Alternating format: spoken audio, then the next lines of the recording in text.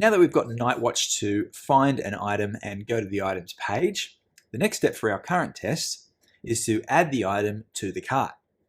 However, we can't add an item to the cart as a guest user. We'll first need to register a user and log in.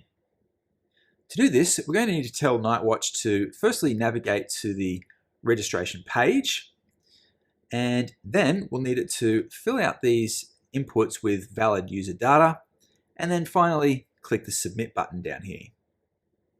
We're going to need a number of CSS selectors to instruct Nightwatch to perform these actions. So let's create a new page object for the registration page by going to the terminal and typing touch tests e2e page objects, and we'll call this one register.js.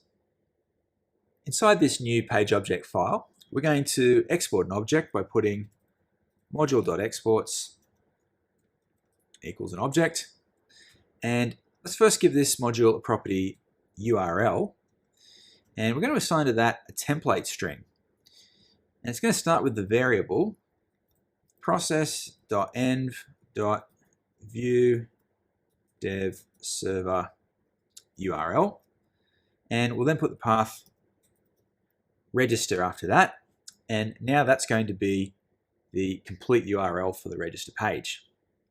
Let's also add a sections property to the page object, and we're going to add a section form. And this is going to represent the registration form on the page. So we need to give this a selector, and for that we can use form name equals register. Now you can confirm that by looking at the auth form component. We'll now create elements for each form input, as we'll need to select these to be able to automate the process of filling out the form. So let's start by adding an elements property. And the first element we're going to put is name input. So we'll assign an object to this and give it a selector property. And we're going to assign the string input name equals name. And we now want to create elements for the email input and password input as well. And to do that, I'm just going to copy the name input, paste it twice, and for the first one, I'm going to change name to email in both spots there. And for the second one, I'll put password input, and it'll be name equals password. And we're also going to need to select the submit button on this form. So let's define another element, and we'll call this one submit button. Oops. Assign an object to that and give it a selector. Now this one will be button name equals submit, like that. With the registration page object now created, let's now add the necessary steps to our test to register a user. So registering a user is really a separate use case for the app, and it should probably be part of its own separate test. Now rest assured, we will refactor this into a separate test in coming videos, but for now, we're just going to put all the registration logic at the beginning of the add item to cart test. So underneath the other variables that we've created, let's create a new variable, and we'll call this one register. And we can assign the registration page object to this by going browser.page.register, like that.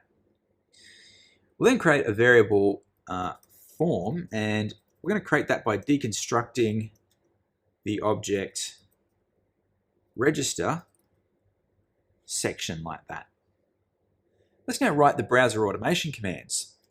So first, we're going to call the register page object, and we're going to chain the navigate method to that, and that's going to take us to the registration page. Now we'll wait for the registration form to be present on the page by calling wait for element present, and we're going to pass form.selector to that. Next, we'll need to provide a maximum wait time value. In fact, let's go on a brief tangent here, and so we don't have to keep selecting the same wait time value every time, let's actually set that as a global value. So I've opened up the globals file, and let's now add a property to this, which is going to be wait for condition timeout, and now we can assign that a value. Now by default, the value will be 5,000, but if you're using a slower system or a virtual machine like Vagrant, then you might want to set it to a slightly longer maximum, like 10,000. The reason is if you set your timeouts too short, you may get some false negatives where Nightwatch simply doesn't wait long enough and it will prematurely decide the test has failed. The downside to setting long values, though, is if the test really is going to fail, then it's going to take longer to do so. So you can adjust this value as you see fit, but I'm going to put mine to 10 seconds. With that done, back in the spec files, we can remove any of the timeout values that we've manually set, as we now have the global default set. All right, so coming back to the test logic, so we're ready to fill out our registration form now by using the API method setValue. So what we're going to do is we're going to declare the form object, and then we're going to call setValue, and we're going to pass as the first argument the alias for the name input. Now the second argument is going to be the value that you want to set on this input. So you can put anything you want. I'm just going to set the name George like that. We're going to use this method again because now we want to set the value for the email input. So we just need to go at email input. And we can just put any random value here. So I'm going to put george@test.com. And finally, we need to set the value for the password field. So password input. And I'm going to set that to TEST1234. Finally, we're going to call click here. And we're going to pass in the submit button. And we're done. So with those steps done, Nightwatch should successfully command the browser to register a user. Let's now add some assertions so we can be sure that this has worked. Let's try to do this manually first, and you'll notice that after we submit, there's two indications that the registration worked. Firstly, we got redirected to the home page. And secondly, the username is being displayed up here in the sticky nav bar. So back in our test file, let's wait for the form to no longer be present on the registration page, which provides an indicator that we've been redirected. We can do that by calling the register object again and chaining onto it, wait for element not present, which does exactly what you'd think. And we're going to pass in form.selector. Next, we'll use the browser object again, and we'll use the API method URL equals. And this is to be sure that we've been redirected to the home page and not to an error page or somewhere else. So we can use the home page object for this and pass home.url as the argument. We're now going to check that the newly registered user's name is in the sticky nav bar.